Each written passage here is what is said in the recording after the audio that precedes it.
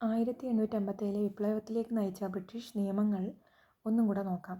1848 ദത്തവകാശ നിരോധന നിയമം വളരെ ഇമ്പോർട്ടൻ്റ് ആണ്. 1850 റിലീജിയസ് ഡിസബിലിറ്റീസ് നിയമം, 1854 പോസ്റ്റ് ഓഫീസ് നിയമം, 1856 ഹിന്ദു വിധവ പുനർവിവാഹ നിയമം, 1856 തന്നെ ജനറൽ സർവീസ് എൻലിസ്റ്റ്മെൻറ്റ് നിയമം. ഏതൊക്കെ ബ്രിട്ടീഷ് നിയമങ്ങളാണ് വിപ്ലവത്തിലേക്ക് നയിച്ചത്? ഒന്ന് 1848 ദത്തവകാശ നിരോധന നിയമം, വളരെ ഇമ്പോർട്ടൻ്റ് ചോദ്യമാണ്. 1848 ദത്തവകാശ നിരോധന നിയമം, 1850 റിലീജിയസ് ഡിസബിലിറ്റീസ് നിയമം, 1854 പോസ്റ്റ് ഓഫീസ് നിയമം, 1856 ഹിന്ദു വിധവ പുനർവിവാഹ നിയമം, അതേ വർഷം തന്നെയുള്ള ജനറൽ സർവീസ് എൻലിസ്റ്റ്മെൻറ്റ് നിയമം. ഈ ടൈം ലൈനൊക്കെ ഒന്ന് എഴുതി എവിടെയെങ്കിലും സ്റ്റിക്ക് ചെയ്ത് വെച്ച് കഴിഞ്ഞാൽ നമുക്ക് ഇടയ്ക്കിടയ്ക്ക് നോക്കുമ്പോൾ അത് ഓർമ്മ വരുന്നതാണ്. അപ്പോൾ ഇത്രയും കാര്യങ്ങളാണ് ഇത്രയും ബ്രിട്ടീഷ് നിയമങ്ങളാണ് വിപ്ലവത്തിലേക്ക് നയിച്ച മറ്റ് കാര്യങ്ങൾ. ഇനി കലാപത്തിൻ്റെ രീതി എങ്ങനെയായിരുന്നു എന്ന് നോക്കാം. അതായത് 1857 കലാപത്തിൻ്റെ പൊതു സവിശേഷത എന്ന് പറയുന്നത് ബ്രിട്ടീഷുകാരുടെ വസതികൾ തകർക്കുക, വിദേശീയരുടെ സമ്പത്ത് കൈവശപ്പെടുത്തുക, ബ്രിട്ടീഷ് സ്ഥാപനങ്ങൾ തകർക്കുക, ട്രഷറികൾ കൊള്ളയടിക്കുക, ജയിലുകൾ തകർക്കുക, റെയിൽവേ ലൈനുകളും ഫാക്ടറികളും തകർക്കുക. ഈ കലാപം ആരംഭിക്കുന്നതിനായിട്ട് ശിപ്പായിമാർ സ്വീകരിച്ച മാർഗങ്ങളിലൊന്നായിരുന്നു വെടിമുഴക്കം, ബ്യൂഗിളിൻ്റെ ശബ്ദം, ഇതൊക്കെ. പിന്നെ ഇവരുടെ പ്രധാന മുദ്രാവാക്യങ്ങളായിരുന്നു സംഘടിക്കുക, ഉണരുക, വിദേശികളെ പുറത്താക്കുക. സംഘടിക്കുക, ഉണരുക, വിദേശികളെ പുറത്താക്കുക. ഈ മുദ്രാവാക്യങ്ങളൊക്കെ തന്നെയും ഹിന്ദി, ഉറുദു, പേർഷ്യൻ ഭാഷകളിലായിരുന്നു. ഒന്നാം സ്വാതന്ത്ര്യ സമരത്തിൻ്റെ ആദ്യത്തെ രക്തസാക്ഷി ആരായിരുന്നു? PSCയുടെ സ്ഥിരം ക്വസ്റ്റ്യനാണ്. അതാണ് മംഗൾ പാണ്ഡെ. മംഗൾ പാണ്ഡെ ഉൾപ്പെടുന്ന സൈനിക വിഭാഗവും പ്രീവിയസ് ചോദ്യമാണ്. 34ാം ബംഗാൾ നേറ്റീവ് ഇൻഫൻട്രി റെജിമെൻറ്റ്. ഏതായിരുന്നു? 34ാം ബംഗാൾ നേറ്റീവ് ഇൻഫൻട്രി റെജിമെൻറ്റിലാണ് മംഗൾ പാണ്ഡെ ഉൾപ്പെടുന്നത്. ഈ ഗ്രീസ് പുരട്ടിയ വെടിയുണ്ട ഉപയോഗിക്കാൻ വിസമ്മതിക്കുകയും പിന്നീട് അഡ്ജൂട്ട്മെൻറ്റ് പദവി വഹിച്ചിരുന്ന ഉദ്യോഗസ്ഥനെ കൊലപ്പെടുത്തുകയും ചെയ്ത സൈനികൻ ആരായിരുന്നു? മംഗൾ പാണ്ഡെ ആയിരുന്നു.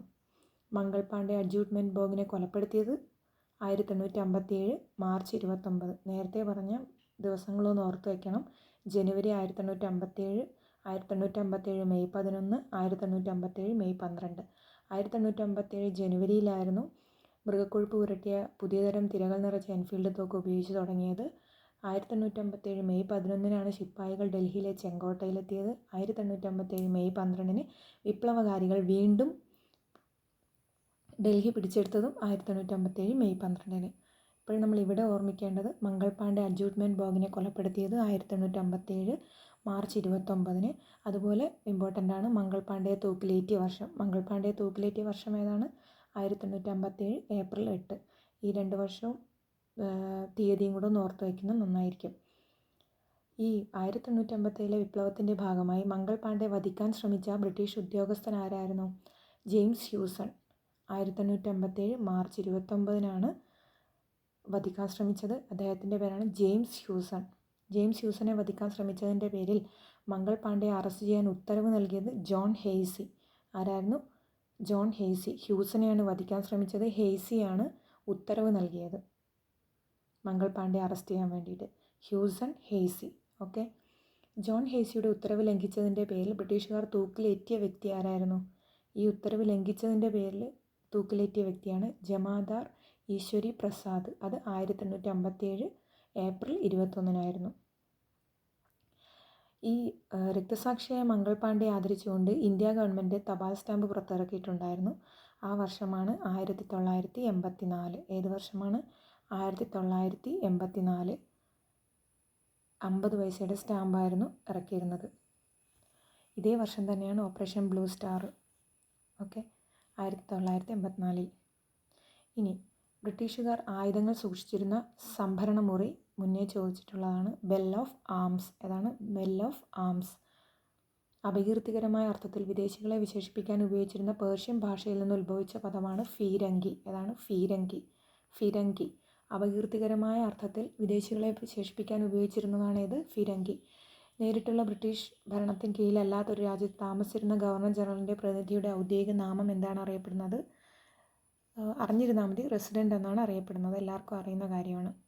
ഇനി നമുക്ക് അടുത്തതായിട്ട് ഇപ്പം മംഗൾ പാണ്ഡെയെക്കുറിച്ച് കുറച്ച് കാര്യങ്ങൾ നമ്മൾ പഠിച്ചു. ആദ്യത്തെ രക്തസാക്ഷിയാണ്. ആരെയാണ് വധിക്കാൻ ശ്രമിച്ചത്? ജെയിംസ് ഹ്യൂസണെ. അങ്ങനെ വധിക്കാൻ ശ്രമിച്ചതിന് വേണ്ടിയിട്ട് മംഗൾ പാണ്ഡെ അറസ്റ്റ് ചെയ്യാൻ ഉത്തരവ് നൽകിയത് ആരായിരുന്നു? John hazy.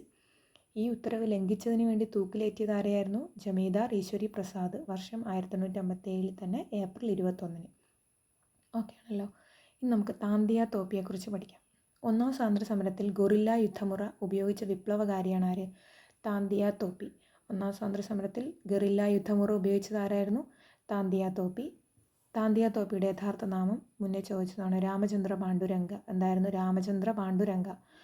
ഇദ്ദേഹം നാനാ സാഹിബിൻ്റെ പട്ടാള മേധാവിയാണ്. ഝാൻസിയിൽ റാണി ലക്ഷ്മിഭായിയും സഹായിച്ചിട്ടുണ്ട്. താന്തിയ തോപ്പിയെ പരാജയപ്പെടുത്തിയ ബ്രിട്ടീഷ് പട്ടാള മേധാവി ആരായിരുന്നു? Sir Colin Campbell.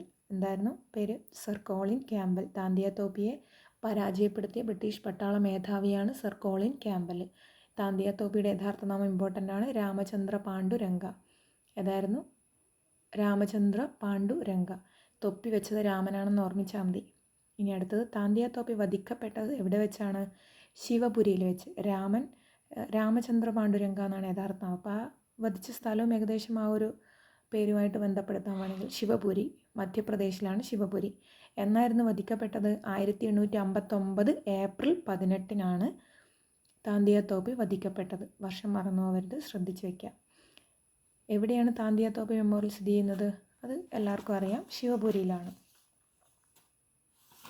ഇനി നമുക്ക് അടുത്തതായിട്ട് നാനാ സാഹിബിനെ കുറിച്ച് പഠിക്കാം. ആരായിരുന്നു നാനാ സാഹിബ്? 1857 വിപ്ലവത്തിൻ്റെ ബുദ്ധി കേന്ദ്രമാണ് നാനാ സാഹിബ് കേൾക്കുമ്പോൾ തന്നെ ഒരു എടുപ്പുണ്ട്. അപ്പോൾ ബുദ്ധി കേന്ദ്രം ആരായിരുന്നു? നാനാ സാഹിബാണ്. പേഷ്വാ ബാജിറാവിൻ്റെ രണ്ടാമത്തെ ദത്തുപുത്രനായിരുന്നു ആര്? നാനാ സാഹിബ്. നാനാ സാഹിബിൻ്റെ യഥാർത്ഥ നാമമാണ് ദൊണ്ടു പന്ത്. അത് രണ്ട് പേരും ഓർത്ത് വയ്ക്കണം. ഒന്ന് നാനാ സാഹിബിൻ്റെ യഥാർത്ഥ നാമം, രണ്ട് താന്തിയ തോപ്പിയുടെ യഥാർത്ഥ നാമം. ഓർത്ത് വയ്ക്കുമല്ലോ. നാനാ സാഹിബ് ദൊണ്ടു പന്ത്. കാൺപൂരിൽ ഒന്നാം സ്വാതന്ത്ര്യ സമരത്തിന് ഇദ്ദേഹം നേതൃത്വം നൽകിയിട്ടുണ്ട്. എവിടെയാണ്? കാൺപൂരിൽ.